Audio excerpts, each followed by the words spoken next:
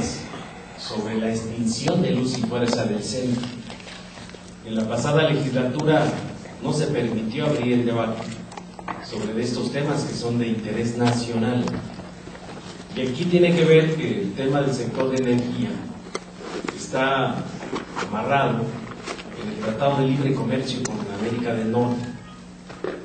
En 1992, y creo que son de los temas que se ven, tienen que abrir a la discusión de esta 62ª legislatura.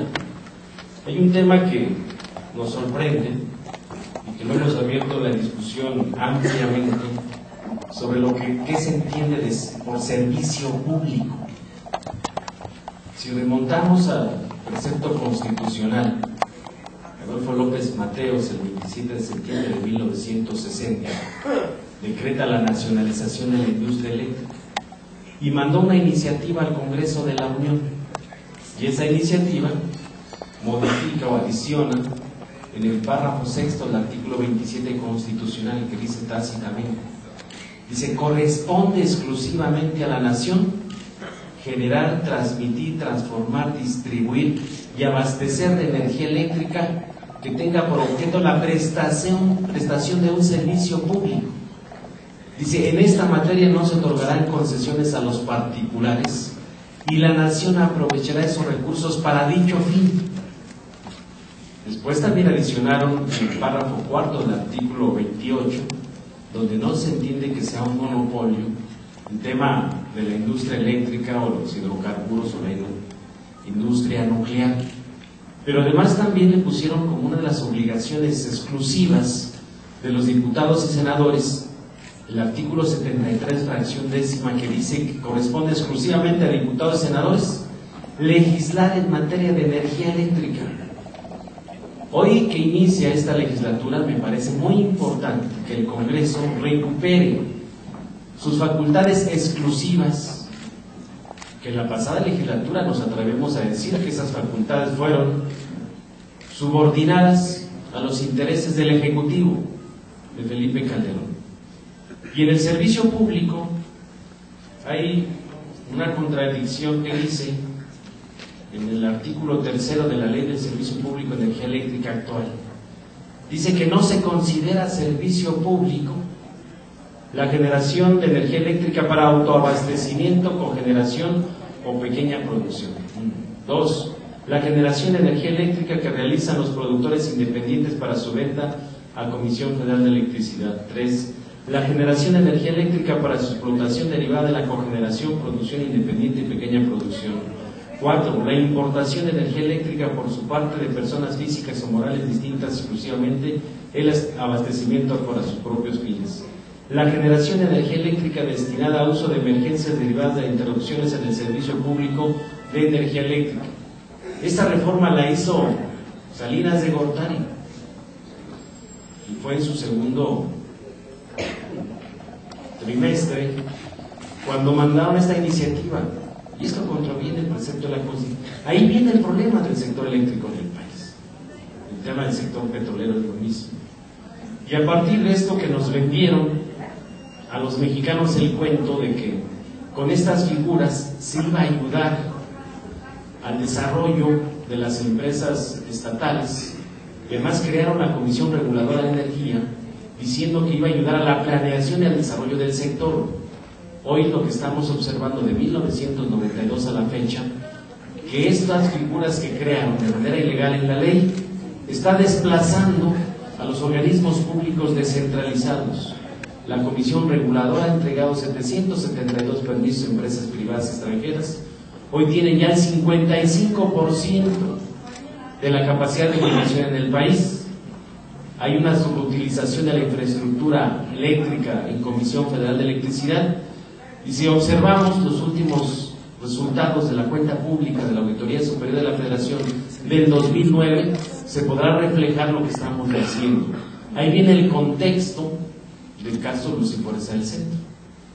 El tema de las tarifas es uno de los temas que están ahí. Felipe Calderón decía en su decreto de extinción de Luz y Fuerza del 11 de octubre del 2009 que el problema de Luz y Fuerza era la transferencia de 49,000 millones de pesos al año para los privilegios de los trabajadores, y así lo dijo, y empezó a decir: es doble del presupuesto de la UNAM, es doble del presupuesto de una serie de dependencias públicas, y empezó a engañar a los mexicanos. Y en ese documento tácitamente se dice que mientras la CFE le estaba comprando el kilowatt hora a los privados en 53 centavos, a Luz y Fuerza del Centro se lo estaban vendiendo a $1.43. Entonces, para poder mantener tarifas bajas había que transferir dinero. Pero no nada más fue exclusivo Luz y Fuerza del Centro de transferencias para el tema de las tarifas, sino a la Comisión Federal de Electricidad le hicieron transferencias al doble, y cada año, y tenemos el registro del 2001 hasta el 2009. Al final se menciona el tema de los salarios. Los salarios de los trabajadores apenas representaban el 6.3% del costo de explotación. Son una mentira más de Felipe Calderón. Pero qué bueno que ya en la Auditoría Superior de la Federación y aquí en el Congreso se cuentan con estos datos. Muy rápido queremos señalar, trajimos unas diapositivas para que observen los diputados, de las consecuencias de tomar esta decisión en contra del Sindicato Mexicano de Electricistas. Este es un documento que se le envió en el 2010 a Fernando Gómez Mon, que era secretario de Gobernación. Traíamos un diagnóstico de todos los problemas de las fallas en el suministro de energía eléctrica. Le decíamos: déjanos regresar a trabajar, sin que podamos, incluso le decíamos, sin cobrar estos días, porque va a haber fallas terribles y la consecuencia va a ser para los usuarios.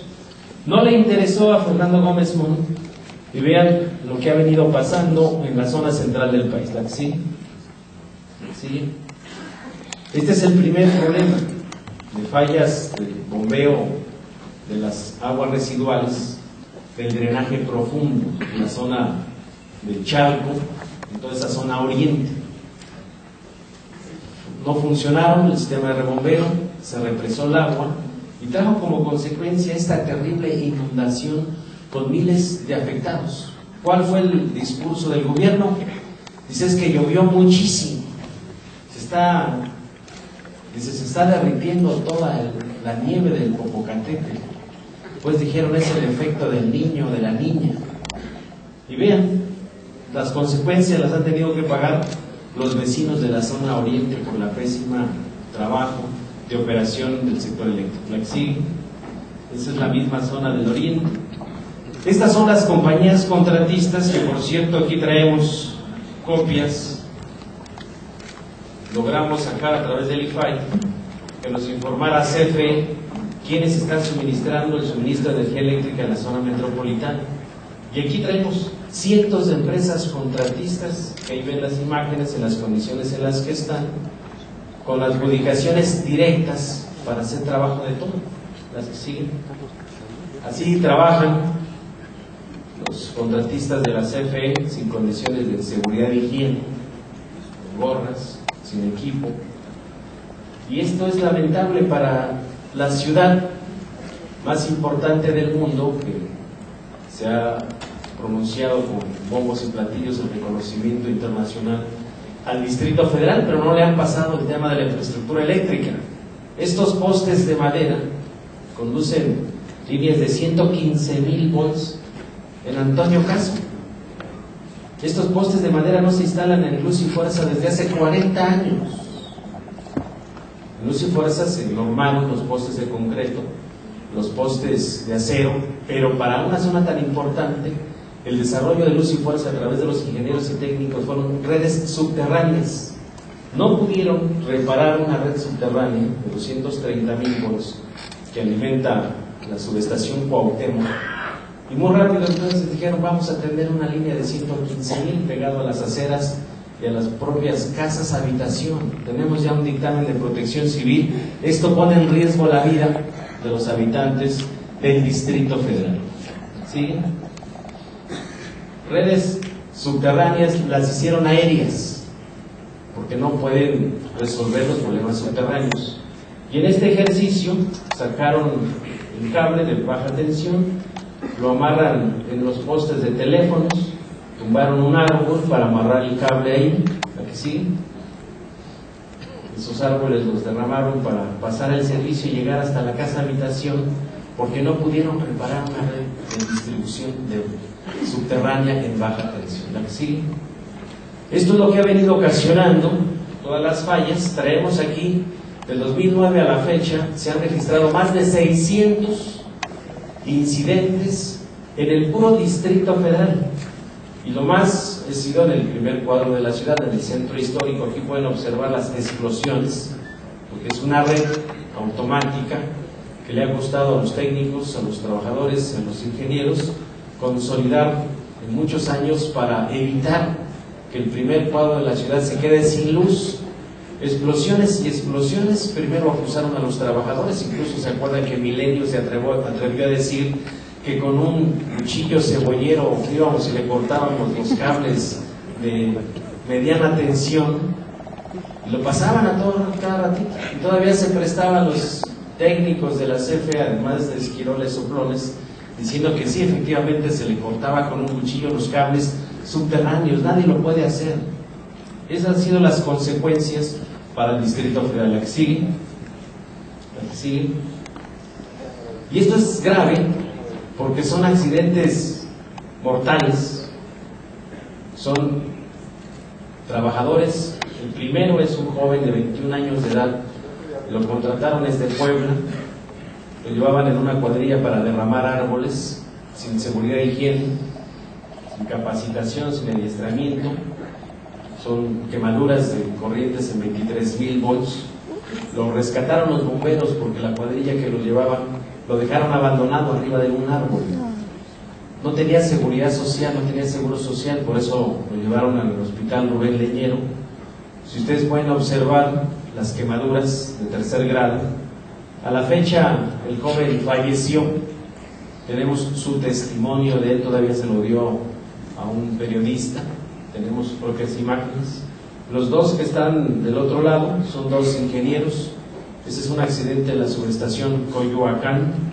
Un ingeniero que estaba a punto de jubilarse de la termoeléctrica de Tula, lo trajeron a reparar una falla en subestación Coyoacán.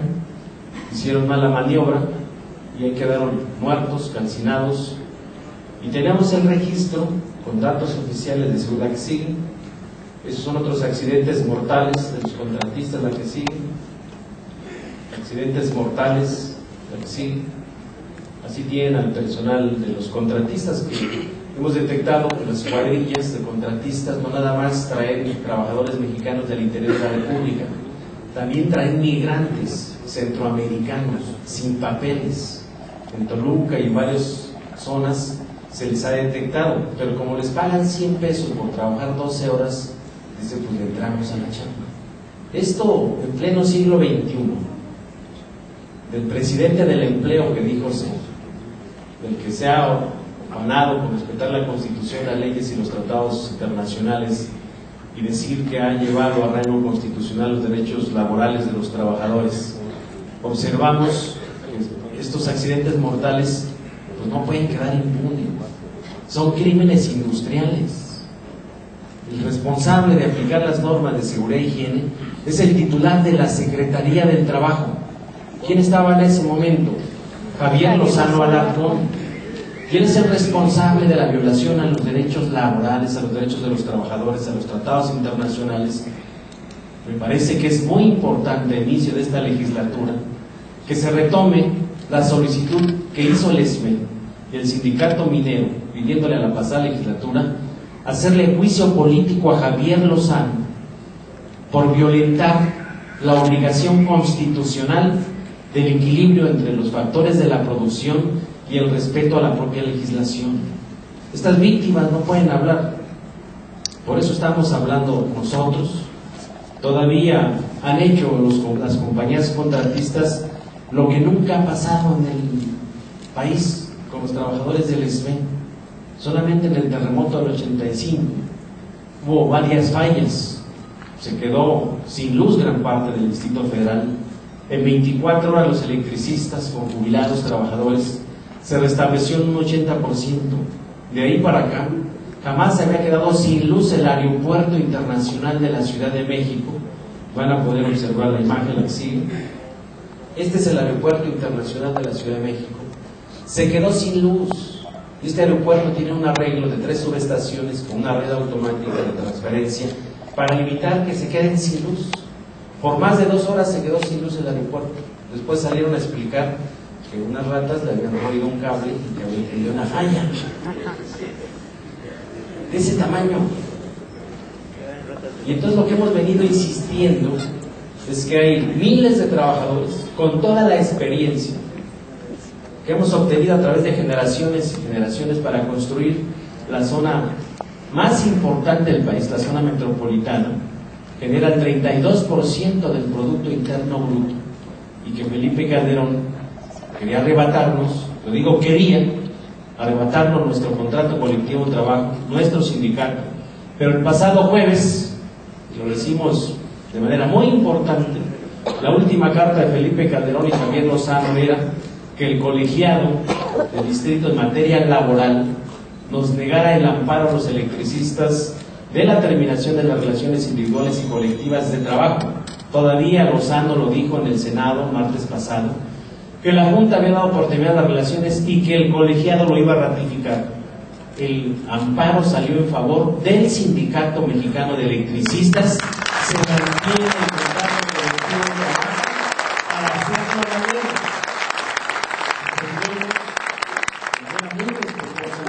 A los señores diputados a que nos ayuden a que se restablezca la legalidad y el Estado de Derecho en nuestro país. No puede quedar un precedente de esta naturaleza, que un señor que llegó robándose la presidencia de la República en el 2006 se quiera robar a un organismo público descentralizado, se quiera robar un contrato colectivo de trabajo y se quiera robar una infraestructura que le ha costado a los mexicanos, y sobre todo le quiera robar el subsidio a los usuarios. Los 42,000 millones de pesos que le daban a Luz y Fuerza iba a parar a las tarifas de los usuarios para tener una tarifa baja, de acuerdo a la situación económica que pudieran pagar. Ese dinero se lo quitaron. Se va a revisar el presupuesto de ingresos y egresos para el 2013 y bien vale la pena que una demanda de los ciudadanos de la zona metropolitana es que le restituyan el subsidio a la tarifa eléctrica y se vuelva a pagar conforme se estaba haciendo con Luz y Fuerza. El costo del kilowatt hora en promedio era de $1.70 con Luz y Fuerza. Hoy tienes que pagar $3.40 a la empresa de clase mundial. Y lo más grave, que vale la pena el análisis del jurídico del Congreso, el 24 de agosto todavía Felipe Calderón hizo un decreto para modificar el reglamento de la Ley del Servicio Público de Energía Eléctrica. Pocos lo saben, pero en ese decreto quitan a las compañías que le dieron origen a Luz y Fuerza del centro, pero además a los usuarios les dicen que el suministrador, sin decir quién, le va a poder refacturar 10 años para atrás el costo de la electricidad. Y además le ponen los medidores de prepago ya como una condición, cuando en la legislatura pasada aquí se discutió la iniciativa de ley para los medidores de prepago. Si bien es cierto se aprobó en la Comisión de Energía, jamás se aprobó en el Pleno de la Cámara de Diputados, por lo tanto fue desechada la iniciativa. Pero ahora Calderón con un decreto les pone el medidor de prepago.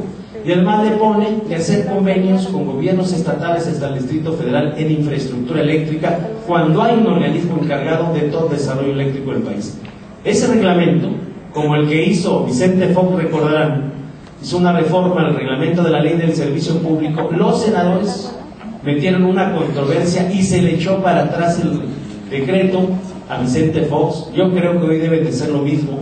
Diputados, senadores, una controversia para no dejar pasar ese decreto que modifica en contra de los propios usuarios de la zona metropolitana y de todo el país las condiciones del servicio público que se ha adquirido por el precepto de la Constitución. Vaya, entonces, este foro es muy importante porque abre el debate nacional sobre un tema que es crucial para el desarrollo económico y social de este país, que es el sector eléctrico, también el sector petrolero.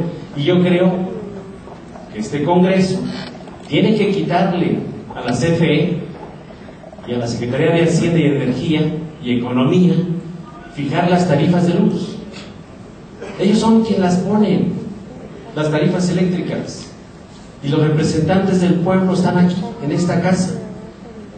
No nos explicamos por qué no se puede fijar el costo del kilowatt hora aquí en el Congreso de la Unión, cuando aquí sí se fija el costo del barril del petróleo, que es más importante para la economía, el propio petróleo. Pero aquí hay más de 60 puntos de acuerdo, de exhortos a la CFE, pidiéndoles que bajen las tarifas, pero los exhortos para la CFE son llamadas a misa. Si quieren lo hacen, si no, no lo hacen, pero allá afuera los que están en una encrucijada son los usuarios, o pagan la luz o comen. ¿Cómo sostener los propios negocios de la pequeña y mediana empresa con tarifas que son altísimas? Pagamos las tarifas eléctricas más caras de todo el mundo. Muchas gracias, esperamos que esta intervención permita el análisis para avanzar sobre la palabra, como lo habíamos anunciado, a mi coordinador, al coordinador del grupo parlamentario del PRD aquí en la Cámara de Diputados, para ofrecer unas palabras y para inaugurar formalmente este foro que transcurrirá, si ustedes nos hacen el favor de acompañarnos, durante toda la mañana de este día. Muchísimas gracias, diputado Silvano Aurores.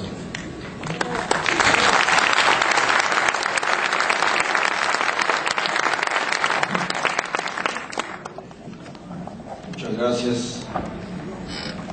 Buenos días a todas, a todos. Quiero agradecer la invitación y la iniciativa para este foro de nuestro compañero, el diputado Villanueva. Muchas gracias, Gerardo, por invitarnos y tener la iniciativa para abordar estos temas, y sobre todo en este momento de la coyuntura tan importante para el país, en el marco de un debate fuerte en materia laboral, en la coyuntura de un debate en el marco de la transición gubernamental y todos los temas que están ahorita en la agenda. Perdón, resulta por demás oportuno, importante este foro. También agradecer la presencia de nuestro amigo Martín Esparza. Como usted, Martín, bienvenido a la Cámara, al compañero diputado Fernando Cuellar y a los demás invitados que hoy estarán platicando con ustedes sobre los temas del foro. Y a ustedes, amigas, amigos, bienvenidos, bienvenidos a la Cámara de Diputados, a este importante evento de energía eléctrica, conflicto laboral, del conflicto laboral a la tarifa social. Para nosotros resulta de una gran relevancia el debate sobre este tema, porque siempre hemos estado y vamos a estar del lado y en la defensa de las causas sociales. Esa es nuestra tarea, esa es nuestra visión.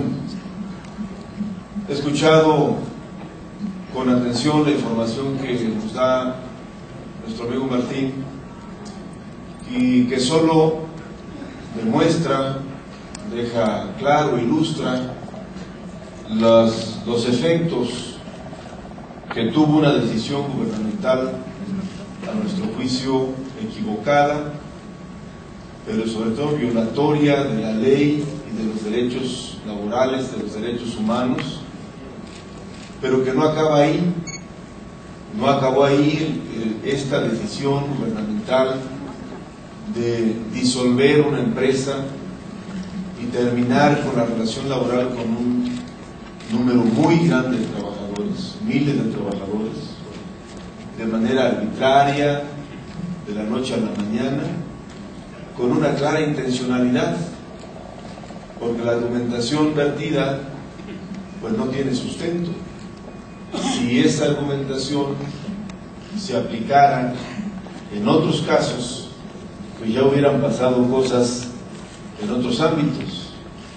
Porque justamente el golpeteo al sindicalismo progresista, al sindicalismo independiente, mientras que del otro lado se premian y se favorecen los acuerdos por abajo del agua y todo lo que ya conocemos de esta relación perversa del gobierno con muchas organizaciones sindicales que se prestan y le sirven para los intereses. Vemos como una terrible contradicción ahora que Calderón envió la iniciativa de reforma en materia de reforma laboral, que evidentemente solo expresa en buena medida, por un lado, el interés de un sector patronal, de un sector empresarial que quiere condiciones adecuadas para mejorar empresas, para mejorar, aumentar ganancias, y que está bien, nada más que del otro lado se tiene que cuidar escrupulosamente los derechos de los trabajadores. Mientras eso no sea compatible, no sirve de nada que haya empresas pujantes y con ganancias, y decía Martín que hay empresas de clase mundial, del primer mundo, como presume la Comisión Federal de Electricidad.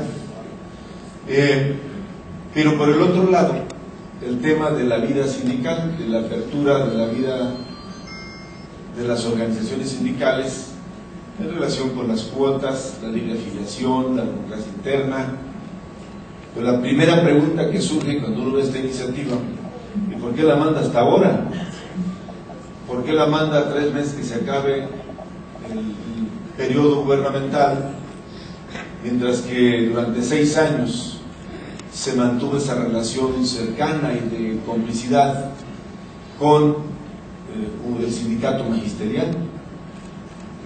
Pero no solamente eso, sino que se puso la política educativa en manos de la dirigente del sindicato magisterial. ¿Por qué hasta ahora? Es obvio que tiene una intencionalidad esta decisión, es decir, hágase la voluntad de mi juez, de mi compadre, si como yo ya usé, me beneficié, ahora ya que cambien las cosas para lo que sigue. En fin, son muchos temas que hoy están en el debate, pero regreso al motivo de este foro que convoca nuestro compañero diputado Gerardo Villanueva, y resaltar que es de la mayor importancia. Yo felicito a Gerardo y al equipo que lo apoya para hacer esto, y a ustedes por darse este espacio para estar presente en estos debates y en estos temas que son determinantes para lo que sigue en la vida del país. Y solamente decirles que es muy lamentable que en México los precios de los energéticos, los costos para el usuario, estén a contentillo de los funcionarios del gobierno. ¿Quién decide el incremento del precio de la gasolina? El secretario de Hacienda. En los últimos 15 meses ha habido como 25 incrementos a la gasolina. El último hace 15 días, otro incremento a la gasolina. ¿En base a qué o por qué o cómo no? Porque les falta dinero, le incrementamos la gasolina. ¿Cuál es el argumento? Pues es que no pasa nada, porque al cabo los pobres no tienen ningún efecto en virtud de que no tienen carro. Entonces, ¿qué les preocupa? Sube la gasolina, ¿no? Lo que no dicen es que cuando suben los combustibles suben las tortillas. Es un asunto fundamental. Y la luz, ¿de qué hablar? Llega el recibo, si pagabas 100 pesos, de repente llega a 120, pues 20 pesos más, no importa, los pago porque si no me la cortan. Y ahí te vas. En 6 años la luz ha aumentado como el 600% para la gente, para los usuarios en general. Y ese es un crimen, un golpe al bolsillo de la gente más necesitada. Pero eso sí, la CFE presume que es la quinta maravilla del mundo, sí, pero a costa del bolsillo de las familias más necesitadas. Por eso la importancia de este evento. Nuevamente muchas gracias por la invitación, Gerardo. Bienvenidos a la Cámara de Diputados, y sepan que siempre van a contar con nuestro apoyo, con el respaldo del grupo parlamentario del PRD, con el respaldo de las diputadas y diputados del PRD, y que estamos trabajando justamente en la ruta de que sea la Cámara de Diputados la que establezca los criterios para el incremento de los precios de los combustibles y que no sea el criterio unilateral de un funcionario gubernamental en turno con criterios retorcidos como aquel que dijo que de qué se preocupaba si en este país una familia vivía bien hasta le sobraba con 6,000 pesos al mes. Entonces, pues no me extiendo más, les pediría solamente nos ponemos de pie para la inauguración del evento, siendo las 10:50 de... Y en costos de inversión no se hace la diferencia cualitativa y cuantitativa de que en los productores independientes, aunque se les paga la inversión que realizan a través de un concepto llamado cargo fijo, las instalaciones continúan siendo propiedad de los productores independientes. Acá se paga la inversión, pero está incluida la inversión, pero las instalaciones son propiedad de CFE. Si hiciéramos la incorporación contable tomando en cuenta estos dos factores, encontraríamos que las plantas de producción independientes son como un 15% más altas que las que se generan con CFE. La siguiente, por favor. Esto aquí lo puntualizamos, son las inversiones no caracterizables. Es decir, debemos tener presente que la inversión que efectúan los productores independientes es restituida por Comisión Federal de Electricidad mediante el pago de un cargo fijo que se registra como gasto corriente, porque con esa erogación no se adquieren activos fijos, los cuales siempre son propiedad de los privados. En cambio, la inversión que se realiza en los proyectos, o sea, las amortizaciones que se hacen,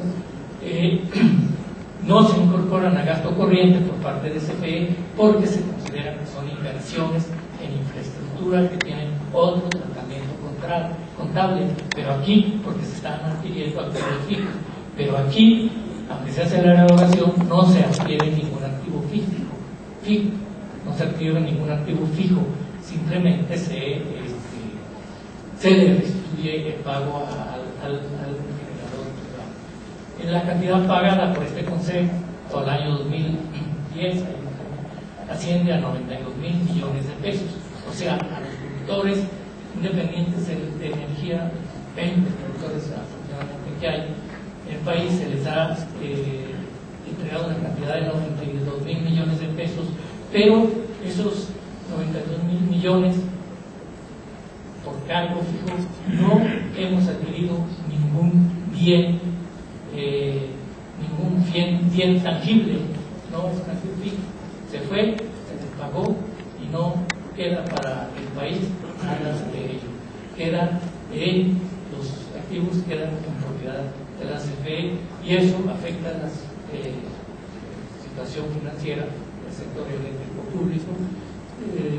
No hay tiempo para interiorizarse más en esos detalles, pero debemos ver el aspecto cualitativo de lo que esto significa.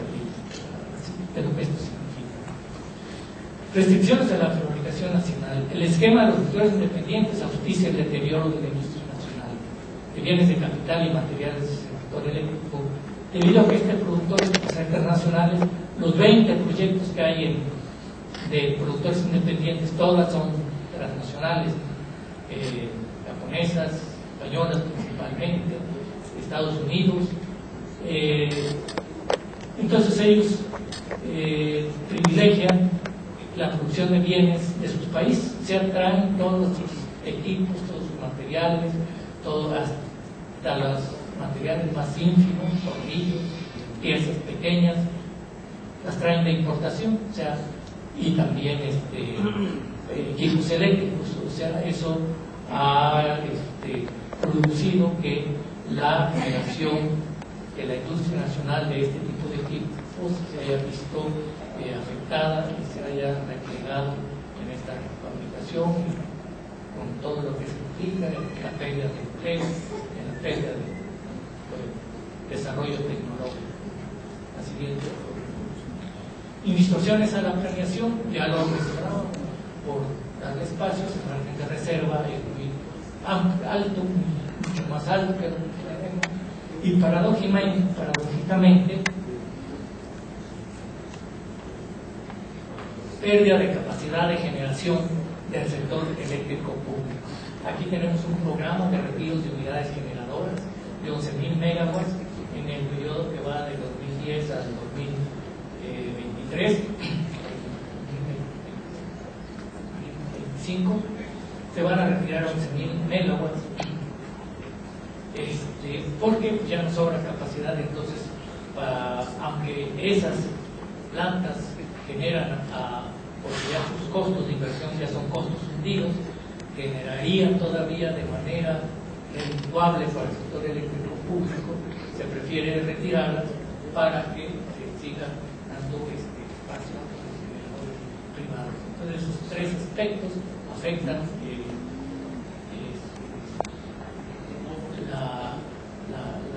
las finanzas, la capacidad operativa del sector eléctrico. Bueno, aspectos económicos, creo que la atención al tiempo de que dispongo no me va a ser posible desarrollar esta parte, pero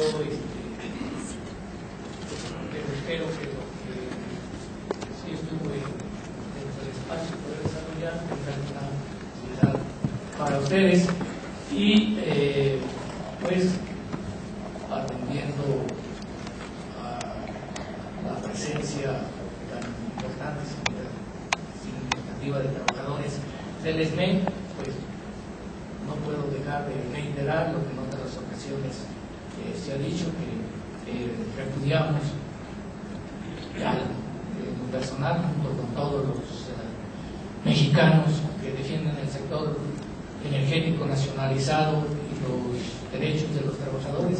Repudiamos el empeño de que han sido objeto y siempre manifestamos nuestro respeto y solidaridad con su importante y grandiosa resistencia. Muchas gracias. Agradecemos la exposición del ingeniero Angelberto Martínez en este tema tan importante y trascendental. Me parece que merece un fuerte aplauso.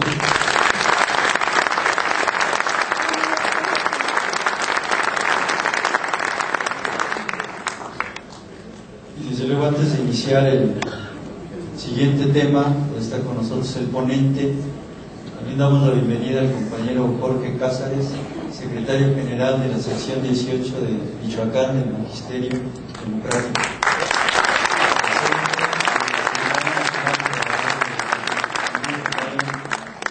Y bien, está con nosotros el siguiente ponente. La mecánica, bueno, ya la vimos, es evidentemente entre 20 y 25 minutos de exposición y después un intercambio con los asistentes. Para el tema, el conflicto del SME y los usuarios y la vía legislativa para la solución del conflicto, está con nosotros el compañero José Humberto Montes de Oca Luna. El compañero es trabajador de Luz y Fuerza del Centro, con 24 años de antigüedad, del Departamento de Cables Subterráneos, sección Taller, sindicalista todo este tiempo, ha ocupado distintos cargos en el Comité Central del Sindicato Mexicano de Electricistas, incluyendo el del Secretario del Interior. Actualmente ha sido electo Secretario del Exterior, cargo que en el periodo de resistencia ocupa dignamente. Con ustedes, el compañero José Humberto Montes de Oca Luna.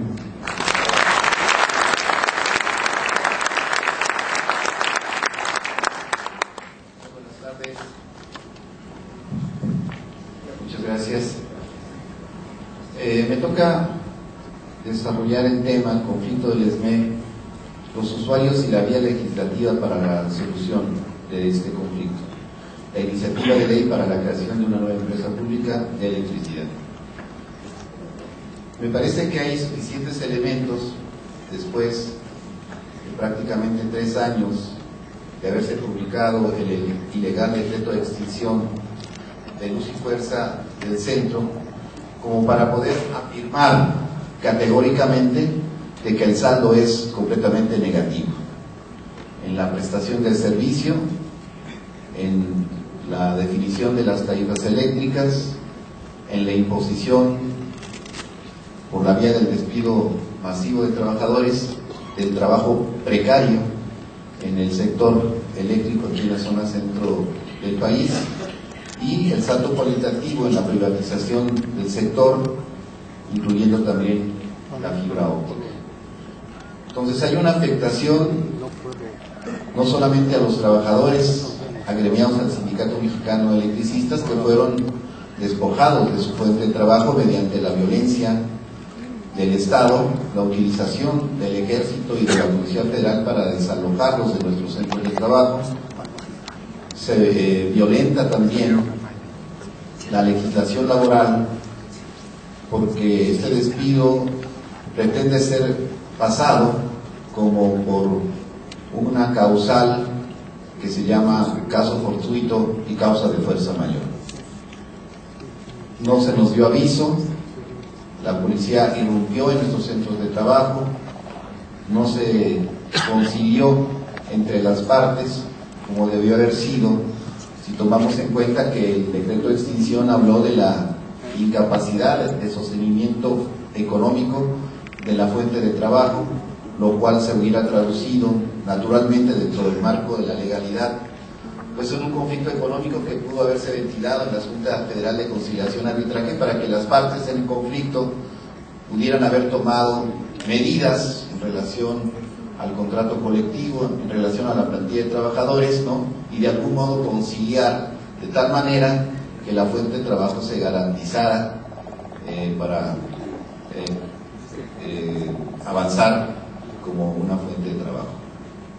Todo eso no ocurrió porque hubo una ilegal actuación del Estado, lo que algunos llaman un golpe de Estado. Por el otro lado, se presentó al sindicato y a la empresa pública ante los usuarios del servicio público y ante la nación en general como una empresa ineficiente y productiva que merecía ser intervenida por las Fuerzas Armadas y ser declarada inexistente. Esta campaña mediática en contra de los trabajadores podríamos decir que tuvo un efecto en la relación trabajador-usuario. El usuario se dejó encantar por la promesa de que con la extinción de Luz y Fuerza del Centro vendría una rebaja en el costo de las tarifas eléctricas, que vendría la mejora de la calidad de la prestación del servicio. Y en un primer momento la relación entre usuarios y trabajadores fue de divorcio por completo. Bueno, hay testimonios de nuestros compañeros en Resistencia de cómo los propios usuarios, ¿no?, festejaban que se hubiera extinguido Luz y Fuerza del Centro y el propio despido de los trabajadores. Es un momento que, resultado de la campaña de criminalización, de linchamiento en contra del sindicato, generó una situación de aislamiento de la lucha de los trabajadores. En un primer momento los trabajadores solo contaron con el apoyo de las organizaciones sociales populares, estudiantiles, sindicales, campesinas, indígenas y populares, que a lo largo de los últimos años de existencia de los conflictos entre estas organizaciones sociales y el gobierno, pues recibieron el apoyo del Sindicato Mexicano de Electricistas, pero teníamos un divorcio con los usuarios del servicio. Este primer momento significó para nosotros resistir en condiciones muy adversas, porque no teníamos a este aliado.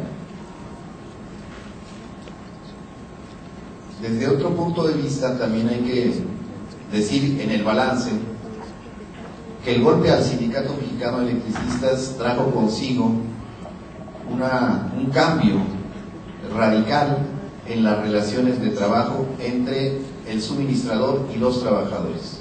Hoy sabemos que hay 13,000 trabajadores subcontratados que laboran para Comisión Federal de Electricidad, que no cuentan con contrato colectivo de trabajo, que no tienen capacitación, no tienen experiencia en el manejo de los conductores eléctricos, y esto ha venido generando lo que nosotros decimos una política de crimen industrial, porque es mandar al matadero a los trabajadores que, careciendo de los elementos fundamentales para poder realizar esta actividad con seguridad, van directamente a una situación de riesgo y de muerte en muchos casos. Este también es el saldo negro del decreto de extinción. Todos estos trabajadores que sin tener conocimiento laboran para la Comisión Federal de Electricidad. Y a la inversa, significa la destrucción de una relación laboral sustentada en un contrato colectivo de trabajo que encierra toda una serie de garantías, no solamente laborales, sino también sociales, que estaban como prerrogativas de los trabajadores que a lo largo de 98 años de existencia de nuestra organización sindical habíamos venido conquistando con la lucha sindical. En otro saldo también la legalidad sale bastante dañada, violentada por el decreto de extinción y por la fórmula en cómo fuimos nosotros despedidos. Apenas hace unos días, la semana pasada, tuvimos una primera noticia buena del Poder Judicial de la Federación, que revoca el laudo de la Junta Federal de Conciliación y Arbitraje que daba por terminadas las relaciones obrero-patronales. Y con eso quiero entrar en el tema de cómo ha sido la actuación de la Junta Federal de Conciliación y Arbitraje y de los propios tribunales de frente al conflicto. Y aquí podemos decir categóricamente que el Poder Judicial ha sido sometido, ha sido subordinado a los intereses y política de frente al conflicto del Poder Ejecutivo Federal. Quizá ahora, porque ya el gobierno de Felipe Calderón va de salida, es como el Poder Judicial pueda tener un mayor margen de autonomía de frente a su papel dentro del conflicto con el Sindicato Mexicano de Electricistas. Se vulneran también aspectos fundamentales que tienen que ver con la propia definición del carácter estratégico de la prestación de servicio público de energía eléctrica. Todos sabemos que para negar la figura del patrón sustituto, Comisión Federal de Electricidad tiene en un contrato de comodato toda la infraestructura de luz y fuerza del centro. Son bienes nacionales que han sido puestos en comodato sin que hasta el momento se haya definido desde el punto de vista jurídico, legislativo, la situación de luz y fuerza del centro. Nosotros decimos que aquí hay un vacío en donde no se ha modificado la ley del servicio público de energía eléctrica, su cuarto transitorio, en donde sigue apareciendo como empresa suministradora en la zona centro del país, luz y fuerza del centro. Son de las inconsistencias jurídicas del decreto de extinción, son parte de la simulación de las instancias impartidoras de justicia en nuestro país, que han actuado de manera facciosa a favor del Ejecutivo Federal. En el transcurso del conflicto hemos venido recuperando la relación con los usuarios. ¿Sí? Ha venido transitando de este divorcio efecto de la campaña mediática de linchamiento en contra del sindicato hacia una relación de unidad convergente en intereses comunes.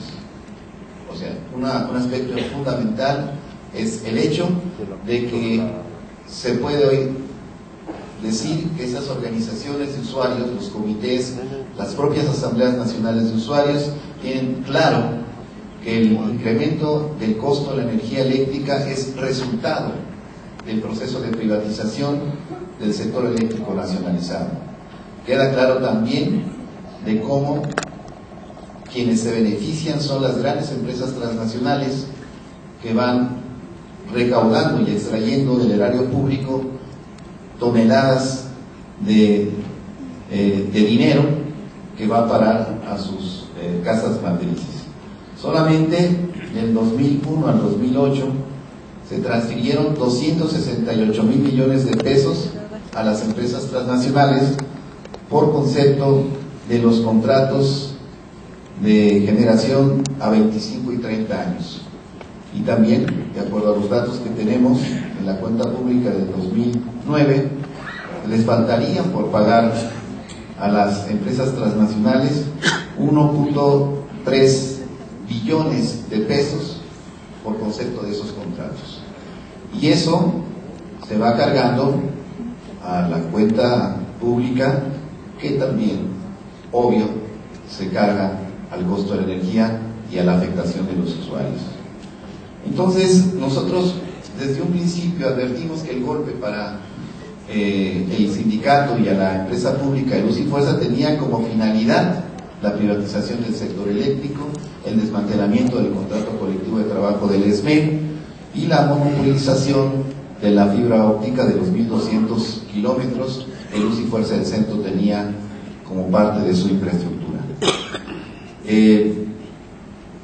Los usuarios fueron encontrando la pista para entrelazar sus demandas, que son el alto a las tarifas eléctricas, con la lucha del sindicato. Y el sindicato también optó por incorporar dentro de sus demandas, dentro de sus consignas, el alto a las tarifas eléctricas. Y creo que ahora hemos hecho un trabajo de organización de manera coordinada, más allá de la gestión de las quejas al Profeco para contener los abusos de Comisión Federal de Electricidad, hemos hecho una alianza estratégica para frenar estos abusos y también para ir al fondo del problema, que tiene que ver con lo que ahora nosotros decimos la renacionalización de la industria eléctrica.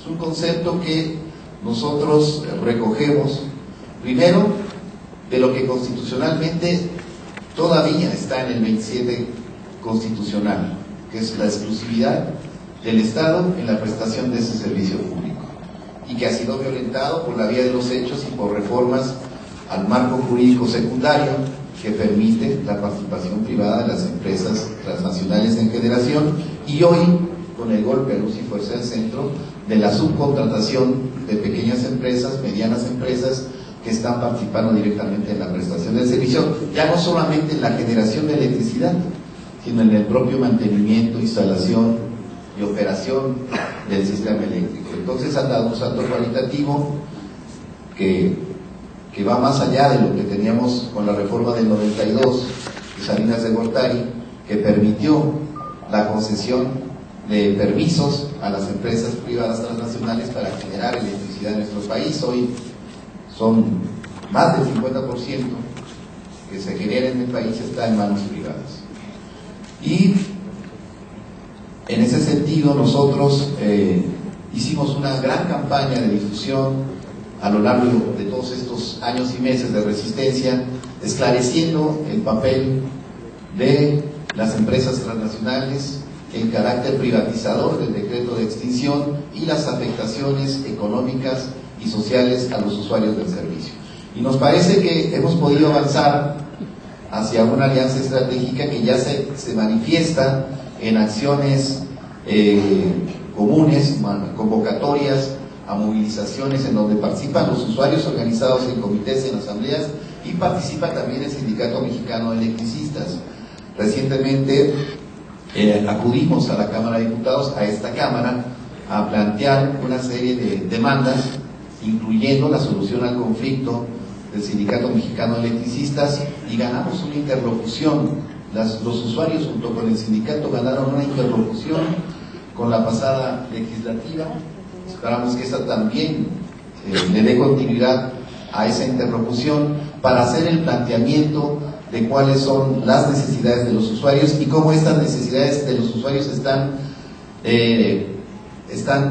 ligadas a los intereses del Sindicato Mexicano de Electricistas en la lucha por preservar el carácter nacional de esta industria estratégica.